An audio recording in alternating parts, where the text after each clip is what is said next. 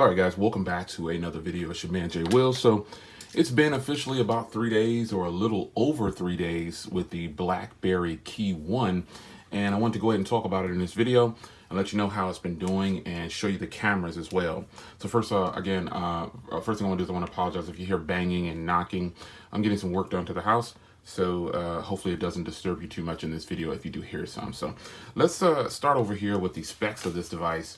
It is officially a 4.5-inch display, 1080p by 1620, 12 megapixel on the back, 3 gigs of RAM, 32 gigs onboard storage in the model that I have, 3505 milliamp hour battery. So BlackBerry decided to leave BlackBerry OS and switch to Android, and I just wasn't interested in it because I prefer BlackBerry OS on a BlackBerry. This phone has proven to me to, and I'm being honest here, it's proven to be really good. I do have some complaints, and I mean I guess this could be, well, it's not really a review, but this is how I feel at 72 hours with it. But I do have some complaints or some things that I just really don't care for already after using it for the almost 4 days of using it. But I will say that this phone is absolutely awesome. But let me start with a few things that it still hasn't grown back on me yet. And I don't know why, because I like a device with a keyboard, and it could just be this keyboard is a little small, but this keyboard feels very cramped. When I'm typing on it, it's much, my typing speeds have dropped with the physical keyboard on this phone. If I just wanted to send a quick message with one hand, it's totally possible. However, I'm finding myself looking more, and I want to use swipe, but I can't because this doesn't have that. Now, they don't tell you, but you can actually turn this phone this way and get a full keyboard. Let me see here. There you go. There you go. So you can actually turn the phone this way. As you can see, I haven't seen many people talk about this keyboard, but this keyboard is awesome. It has the flick typing just like the physical keyboard, and it's just awesome. This is a beautiful way to type on this phone. Reason being is because you have so much to hold, and whether you're left-handed or right-handed, you're going to be able to do it. So to offset the times that I'm frustrated with this keyboard, I can use this keyboard and this keyboard. And I don't even like typing in landscape mode, but this is actually pretty sweet. So the keyboard on here, not a fan of the keyboard. It's too small. It's actually smaller than the BlackBerry Classics keyboard. It's kind of weird. But the keyboard on here, I'm not too impressed with it so far. It's going to take some getting used to. I'm not saying I'm going to hate it down the line, but it's going to take some getting used to, and I'm willing to wait it out because I have an alternative. I have the touchscreen keyboard if I just really need to go really fast. So, you know, the keyboard I'm not too much of a fan of. So after that, I found that the device is kind of slippery at times. In the first impressions video that I put up, I said it was kind of plasticky. But after having it for a while, it feels a little bit more premium. You know, that was just my first impressions of it. But this feels really premium, not over the entire device though. This texture on the back kind of, I don't know, it gives it a unique look, but it doesn't give it the premium feel that I thought I would get. This device looks really premium. It looks like it's like extraordinary, but it doesn't feel as premium as some other phones that I have. And that's just how I feel about it. The display on here, I've seen people say that watching content on here is awkward and it's not going to be right. But I found that watching videos on here has been perfectly fine. I don't have a problem with it. I don't have a problem with it. If you turn it like this, it's perfectly fine. I don't see anything wrong with this. It's just on a smaller display. And that's all that I got. I think the content looks good. I don't have any complaints, and I'm pretty happy with it. Shout out to Technically T. But you know, the 4.5-inch display, when you think about it, people saying that this is a small display, that's kind of awkward, you know, because this is a nice size phone, but you get a physical keyboard if you want one. So, and then you also get the display. Now, another thing that I found that I didn't like is these buttons right here need to go. These capacitive buttons, they shouldn't have been here. They probably should have been somewhere else, or it just shouldn't. I don't know. They should have went to swiping gestures or something, because I find myself frequently trying to touch something on the screen and I'm touching the buttons and I'm closing out of what I want. I'm hitting one of those buttons and it's getting a little frustrating. But again, I work around. I just use the complete touchscreen for whatever I need, and find myself doing that.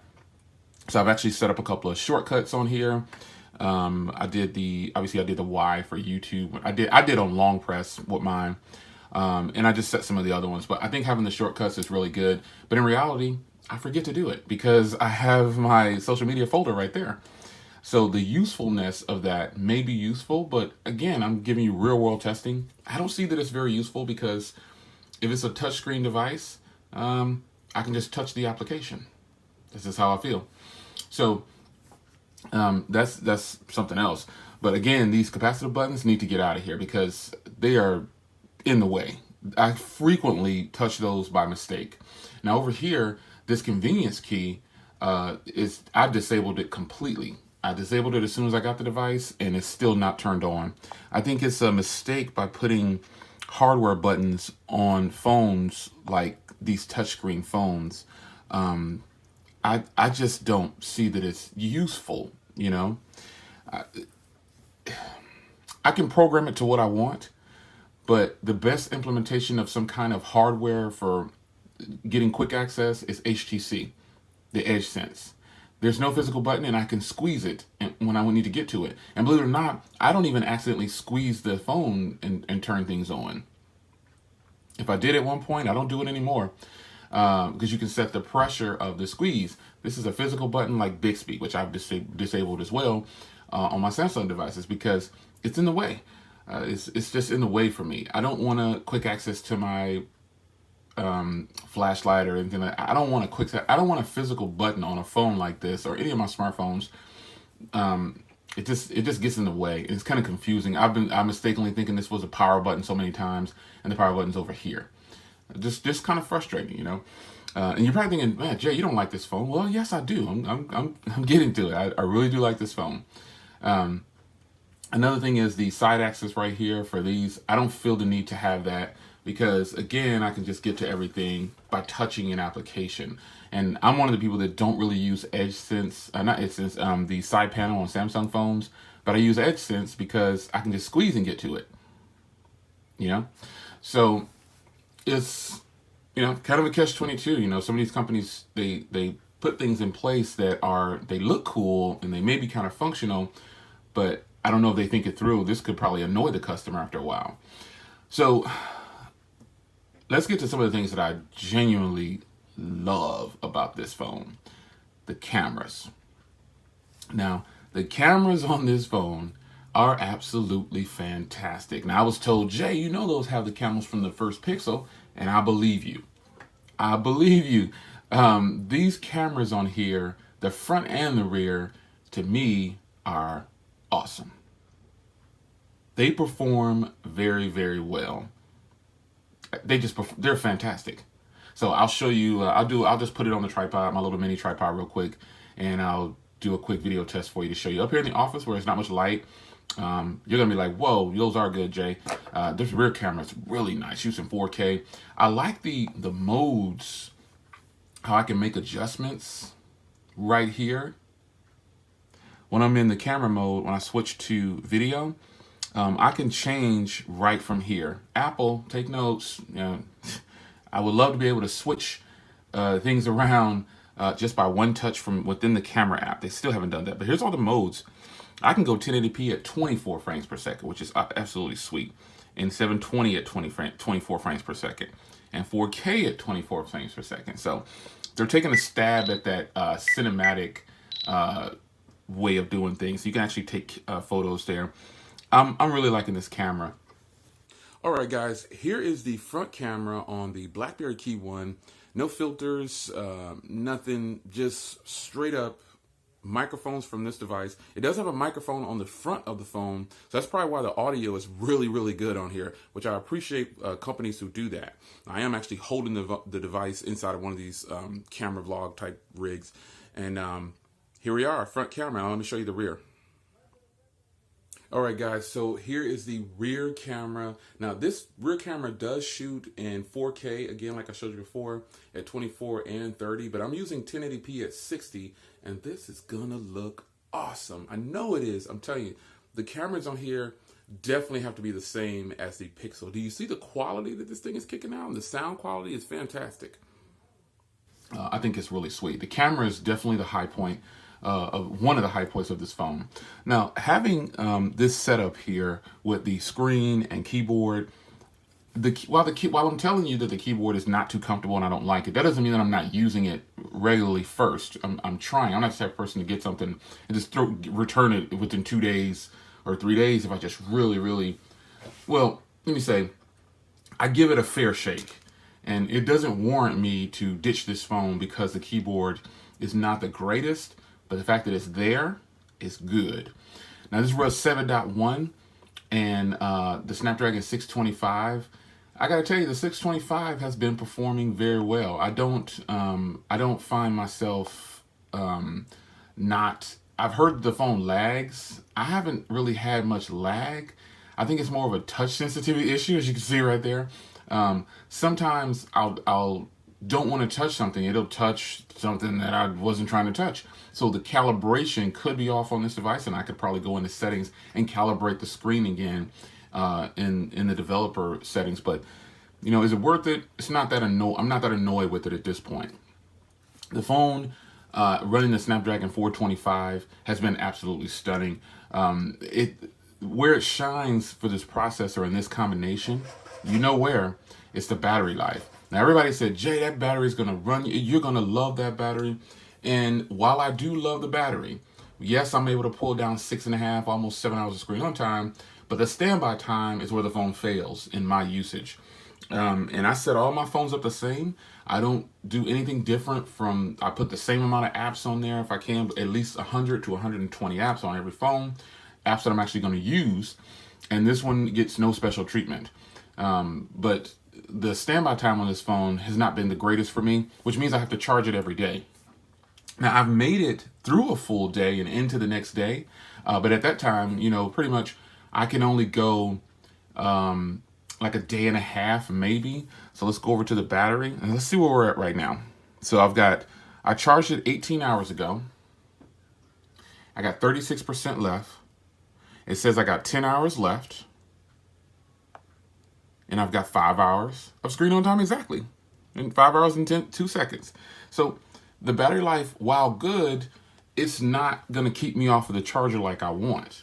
You know, the standby time, this is where Apple and certain phones win with standby time. Xiaomi, ZTE, they win with standby time because of the optimization, and also they win because of the, well, that's it, the optimization where they have the phones optimized, I guess. The ZTEs, the Xiaomis, the Apples, the standby time on those are fantastic. I mean, it just won't move. It'll stay with, we all know that an iPhone sits at 100. You wake up 10 hours later or 8 hours later, it's still at 100. That's the same way it is with some of my Xiaomis. Now, they don't stay right at 100, but they only drop like 1%. My ZTEs drop maybe 1% long standby. So yeah, battery life on this thing is absolutely great. But I found in my usage, I still have to charge at least by the next day. And I've been off of the charger for this one, as you saw, for 18 hours. And if I keep using this phone heavily, I definitely will get another 2 hours, because I can easily pull in 7 hours of screen on time. But I'm averaging, 24 hours. It's been the same for me. At least the phone is consistent. I'm averaging about 24 hours consistently that I can make it through, like really make it through 24. And then I'm getting at least 6.5, 6 maybe, close to 7 on almost every charge. And that's consistent. And I like that. But I would rather have a phone go 5 days and I only get 4 hours of screen on time, or 4.5 hours of screen on time. Does that make sense? I would prefer to stay off the charger, because that means I'm using it, but it's not heavy enough to where, you know, I'm getting what I need out of the device without having to plug in within a 2-day time frame. That is the type of, I've gotten away from like high screen on times. I think when I'm having a phone, I want the phone to last off of the charger. I want it to work when I need it to work, which is predominantly a phone So, and emails and messages. That's why I need the phone to work, and I want it to work that way first. I don't want to just have this phone dying on me every 24 hours, but I'm getting 10 hours of screen on time. That's not really good battery to me. Standby time now is where we should start measuring our batteries, because if you're going to use your phone, use it. We shouldn't be too concerned about how much screen on time we're getting. That used to be the thing. People used to say, oh, it doesn't matter. Whatever screen on time, that's what shows the phone. I kind of disagree with that at this point. I feel like if I have to charge my phone every day, it's kind of pointless for me to say that it has great battery. This is what I think. And that's where I've transitioned from, because I used to say, oh, it has a lot of screen on time. That's starting to not matter to me, because again, if I have to charge it every 16 hours, that doesn't seem like too good of a phone on battery. So those are some high points. That's just my 72 hours with this phone. It probably felt like a review, didn't it? But I've really been using this phone straight through. LTE on T-Mobile is good. LTE on Cricket and AT&T is good. No problems with it. I'm not going to get into the BlackBerry Hub and all that, and all the BlackBerry features and secure features, because all that stuff doesn't mean anything to me. All the security, that stuff, I'm just giving it to you real. I don't care about all that. I don't get viruses on my phones. I'm not worried about any of that stuff. All I'm worried about is the phone work. Does it run smooth? Is it awesome? Am I having a good experience with it? Because that's how customers feel. Customers who are like masses who buy Samsung phones, they're not worried about knocks. They don't even care about knocks. Most of them don't even know what it is. So you get where I'm coming from? So this BlackBerry security thing, even when I was using BBOS, I don't care about security and all that stuff. I got over that really fast because I knew this is a sales gimmick. Is the phone awesome? Yes. Does it look sweet? Yes. Are the cameras boss? Yes. Does it have good battery? Decent battery? Yes. One thing I didn't point out was the speaker. The speaker on this thing is loud. I mean, it is really, really loud. Wow, it's loud. I could try to demo it for you over the phone, but over the video, but you won't get the gist of it. You need to listen to it in the area by yourself. And for those that have the phone, either you can co-sign for me on that and say the speaker is loud and clear and it sounds great, or you can say, hey Jay, in my opinion, I don't think it sounds that great, or Jay, I think it is loud, but it's not loud. And it's not the loudest phone I have, but it's definitely crystal clear and very, very loud. So at this point, at 72 hours in, just over 72 hours, I'm not going to say that I would just fully go ahead and recommend it, but it's not something that I would write off and tell a person not to get. And let me say one thing. Is it worth $450? I say yes. It wasn't worth the $599 or whatever they launched it at. I forgot what they launched it at, because I totally ignored that at that point.